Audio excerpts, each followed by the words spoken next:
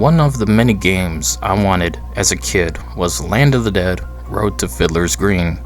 As a kid, I grew up in the zombie craze of the 1990s and mid-2000s, before they were replaced with survival games, and then Battle Royale and live services, which we're still plagued with in 2024. I'd rather have more zombie games than live services, let alone Battle Royale, any day of the week. So today we're taking a look at this budget movie tie-in game released for the Xbox and PC, developed by Brainbox Games and published by Groove Games in 2005, who would go on to publish a reskin of this game under the name Day of the Zombie, which appears to have been a Russian standalone game built using the assets of Fiddler's Green. It's hard to tell, just know this: it's more of the same, but with 3 protagonists and a story told in the comic book style with a sense of humor. But first, we're looking at Fiddler's Green. So let's cover this game since Civ 11 already did it many years ago. The government prisoner may have beaten me to the punch, but he has yet to cover Day of the Zombie. You hear that, Civvy? I'll beat you to the punch this time. Well, next time. First off, let's get this game covered.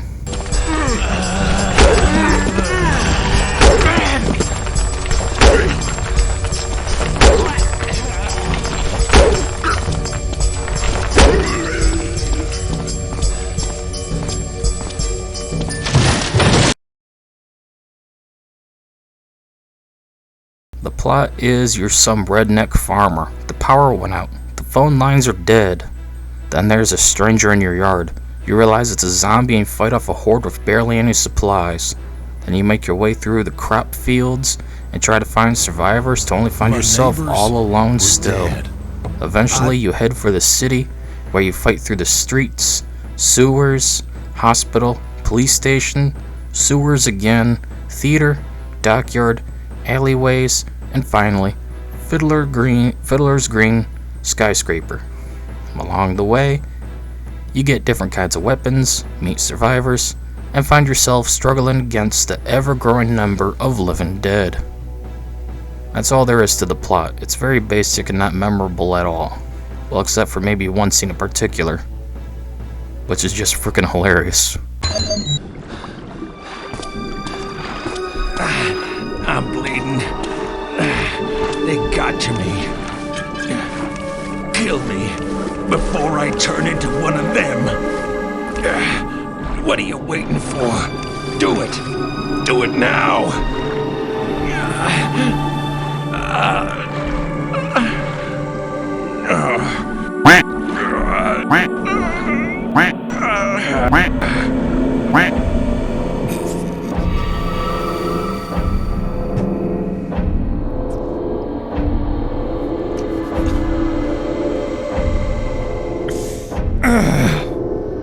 That's so sad. The game is your standard 2005 first-person shooter, so clunky by today's standards basically. You move incredibly slow, which I guess was on purpose to make it harder to avoid the zombies and try to escape.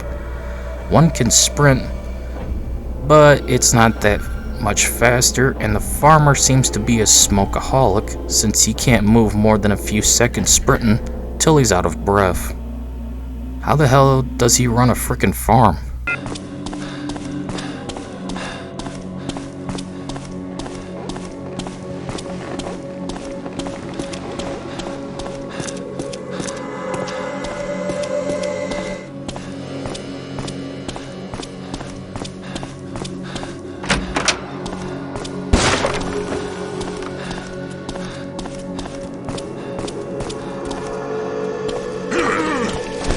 There's no flashlight, so get used to being in very dark areas.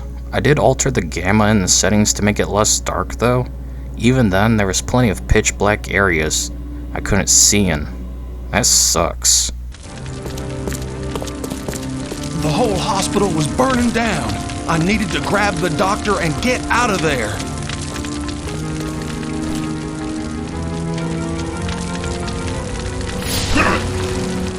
The jump is pitiful as well, and you can barely get up onto anything. But zombies can hit you from almost anywhere, as long as you're in range. so don't go thinking you can cheese the zombie AI.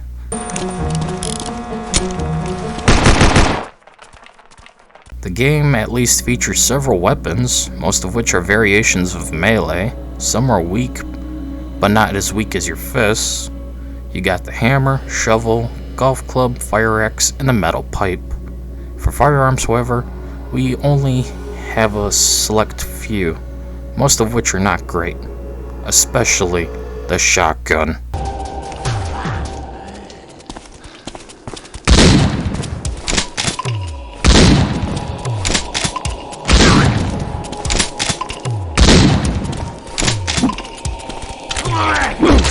Yeah, the shotgun is the worst firearm in the entire game, which says something. How do you fuck up a shotgun? It's a fucking shotgun. Oh god, it's Half-Life 2 all over again.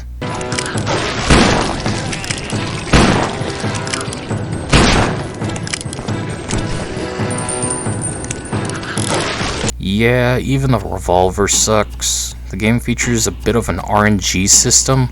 Bullets sometimes go where you want them to, while at other times they do not. The revolver is the worst of these offenders, as it could take upwards of 10 rounds to kill a single zombie. Okay, yeah, sure game, yeah. Bullshit. The sniper isn't much better, as it also loves to RNG your bullets away, but it's still powerful and can easily kill most things in one hit. Yeah, even the rifle needs a couple of rounds to kill a single zombie in the head, which is oh so lovely since you have a sniper escort mission part way into the game. Yay! You have a turret section, given this was a 2000s game. That was a trend at the time and kind of still is. At this point in the game, you'll have everything. Molotovs, grenades, lever action, revolver, Glock, shotgun, rifle, assault rifle, and a melee weapon. I rarely used firearms later on after acquiring the best weapon in the game.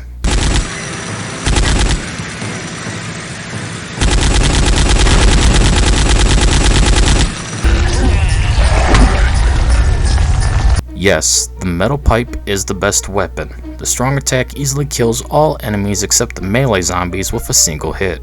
For melee zombies, they have more health, because of course they do, so hit them twice with a strong attack, and it's lights out corpse.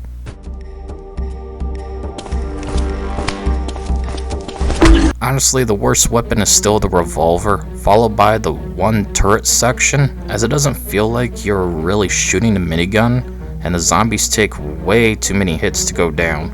Overall, not a bad selection of weapons in a zombie game, pretty standard stuff.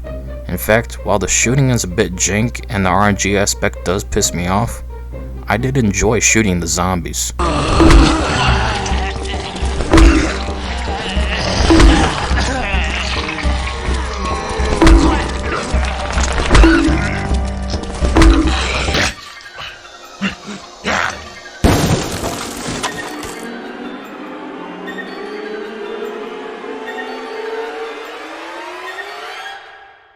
Speaking of zombies, let's talk the variety of which the game features. Shocking, I know, given it's based around the Romero Living Dead series. What could they possibly include? This came out before Left 4 Dead, so what can we fight besides the same exact shambling corpse? You got the traditional shamblers who don't pose that much of a threat unless you're in dark areas or tight corridors, let alone they overwhelm you in numbers. But they also included creepy crawlers that like to spaz out like a Gen Alpha kid who doesn't get a tablet in the last 3 seconds to look up Skibidi Toilet. They're harder to hit, they can move faster, and are just unnerving to deal with and see crawling around in dark corners. Then we have the melee zombies, which are stronger and more dangerous because they usually like to carry things like a frickin' fire axe, which definitely hurts like hell. Since this game came out before Left 4 Dead, let's give it praise for including the pre-boomer vomit-spewing zombie first. These guys look like they just ate at Golden Corral. They can also explode if they get near you and their bile is toxic that leaches off your health over time and causes a vision impairment, making you see the world like one of the few surviving Silent Generation members. Not funny. But then we got the worst zombie type of them all, the Karen zombie. Oh good god, are they annoying. They don't hurt you, they just scream it's ma'am and I want to speak to your manager. I think they call in other zombies? Not sure. I usually just whack them before they screech like a white girl, realizing it's no longer fall for her pumpkin spice lattes. You need to shut the fuck up! There's not much else to talk about. That's literally the entire game, basically. The only other things to mention is since it's an Unreal Engine game, there's modding tools and a community still active to this very day, mostly in South America, which makes sense. But still, you can play all kinds of great custom maps and game modes. I haven't bothered since around 2009 to 2011 when I originally played this game. So yeah, let's get to the score and be done with this long video. I honestly don't think I want to keep making them this large since I don't notice a difference in viewership between a 5-minute video and a 20-minute video. Ladies and gentlemen, the Jared Smith Center for Performing Arts proudly presents Death of a Salesman, as performed by Dr. Hondo's interpretive dance troupe.